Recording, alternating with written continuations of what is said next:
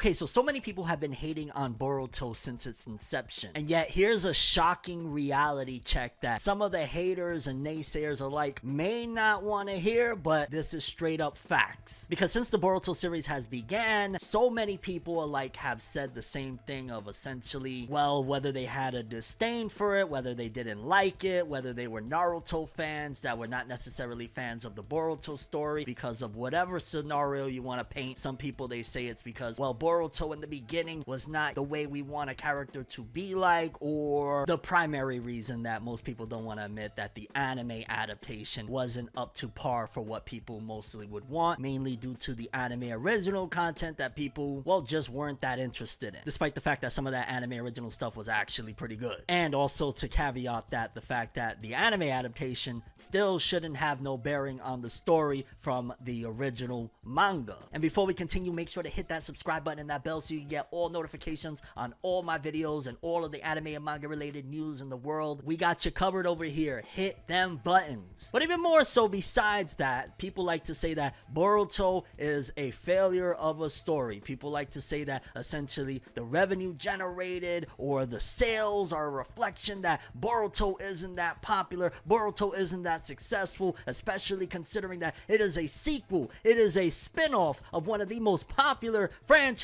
of all time, because, well, there's no question that Naruto is legit one of the most popular anime slash manga in the world and has been for a long time. It literally has only been rivaled by its predecessors like Dragon Ball, but for the most part, Naruto is up there as being one of the most selling and most highest grossing franchises, period, when it comes to anime and manga. But the thing about it is, many fans have said the same thing again, that Boruto just isn't the biggest seller. However, those same fans will go back and say that, well, Boruto isn't successful, especially if you compare it to something like the Dragon Ball Super manga, right? Because Dragon Ball Super's manga is, you know, despite the fact that, yeah, it also has its naysayers, for the most part, people regard the Dragon Ball Super story as a successful franchise. People will say, you know, even if you hate it, Dragon Ball Super is something that everybody supports, everybody watches, everybody is into, and yet right here, this is a 100% factual report on the success levels that kind of say otherwise regarding, well, this claim that Boruto as a sequel spin-off, and you putting it in that category in general as sequel spin-off series, just isn't successful, especially again when you compare it to something like Dragon Ball Super. But taking a look at these numbers, it is quite fascinating, because while the original Dragon Ball and Dragon Ball Z manga, just to clarify, Dragon Ball is called Dragon Ball in the manga side of things over there in Japan. The manga never actually had the Z abbreviation. That was an anime only thing, just a little trivia for you. But Dragon Ball as an original manga did 260 million copies. Now, this fact is debated. Some people say they've seen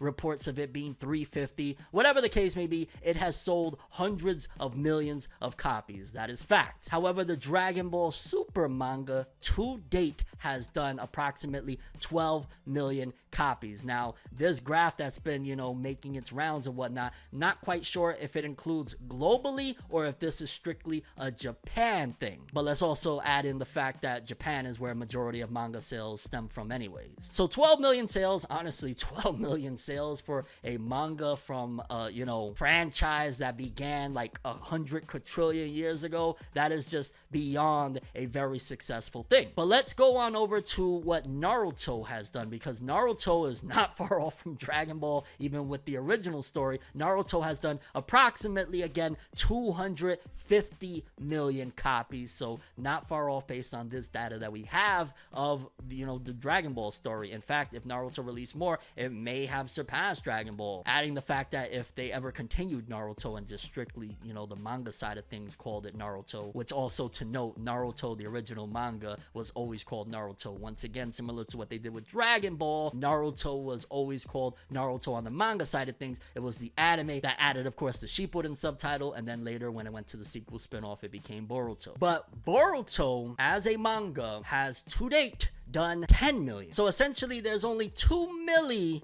of Boruto behind Dragon Ball Super, while yeah, 2 million is, 2 million is a big deal. That's definitely a big deal. That's still not far off in comparison, especially when you take into account one of the most major factors, that Dragon Ball Super as an anime, as an adaptation, was widely received globally. Like, yeah, there's critics that have, downplayed it in certain regards, as far as like, it doesn't compare to, the OG Dragon Ball Z, the fights aren't as brutal, whatever people have said about, their criticisms towards Dragon Ball Super. You cannot deny the levels of success that Dragon Ball Super had and has. Something that I always quote over here is that back in those days, even in foreign countries, they were doing giant 10,000 people watch parties in the streets for some of the finale of the Tournament of Power. That's how successful and how beloved Dragon Ball Super was received as a franchise. While on the Boruto side of things, again, unanimously, you will always run into somebody that they'll downplay Boruto strictly based off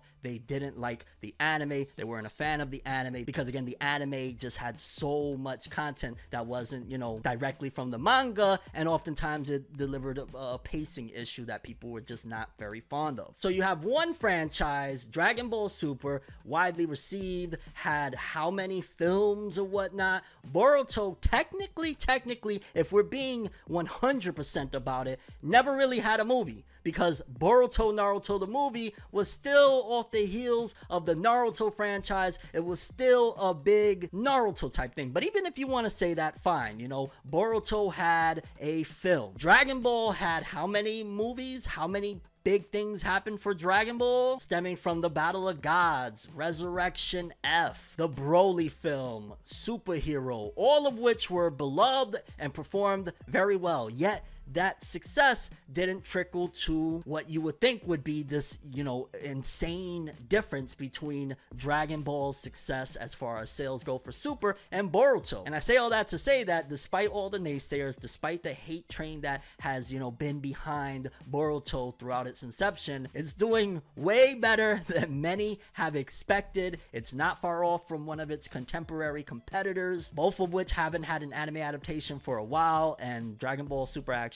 has had films in between all this whole thing, while Boruto has had literally one monthly chapter every month, with again the masses having this person would argue at the very least unfair disdain towards Boruto strictly because of a experience with a different type of medium experience of this story. And some people are probably curious, like, okay, these are sequel spin-offs of popular franchise, what's the big deal anyway? Because maybe you're looking at the predecessor series of, Dragon Ball and OG Naruto and stuff like that, and like, yo, how come they perform so well and these sequel spin-offs didn't perform well? Maybe it's just that sequel spin-offs don't do that great in general. Mind you, again, 12 million and 10 million are great. But I think people are also forgetting that there is still potential for a sequel spin-off series to actually even supersede their predecessor. What I mean by that, for example, there is a stat right here that Tokyo Ghoul, the original Tokyo Ghoul, did 22 million, 22 milli. But then Tokyo Ghoul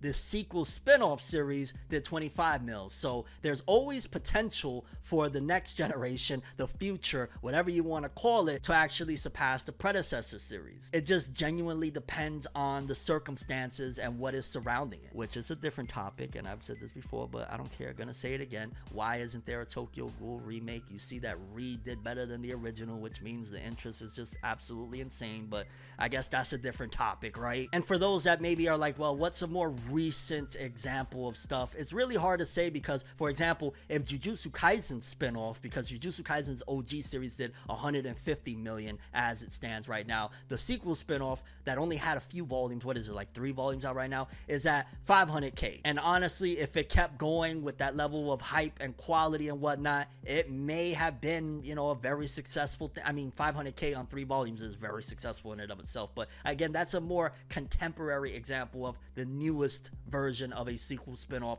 and what they can do. So I say all that to say 2 different things. For starters, Boruto haters that, praise other sequels, or just in general look at sequels and think like, yo, you're supposed to be performing this way. Again, a beloved franchise, Dragon Ball Super, is only a small margin, you know, comparatively speaking, over Boruto. Now imagine if the Boruto anime was actually received well, or imagine for that matter when the Boruto anime returns with the Two Blue Vortex story, if that's received well and people go back and decide, you know what, we're gonna give Boruto another chance. Possibilities are endless. Look what happened with Tokyo Ghoul to Tokyo Ghoul Re. But let me know what you guys think. Do you think that that is actually a very good example as to that Boruto, despite people hating on it, despite people talking always some garbage about the sales or whatnot, do you think that that kind of showcases that if we're talking about sequel spin-offs and what they can do in comparison to one of the most successful ones right now, Dragon Ball Super, despite that, I guess let me also add in that Super hasn't had a volume in quite some time, but yet still had the biggest marketing machine push that you could possibly ask for. Yeah, Boruto sales are actually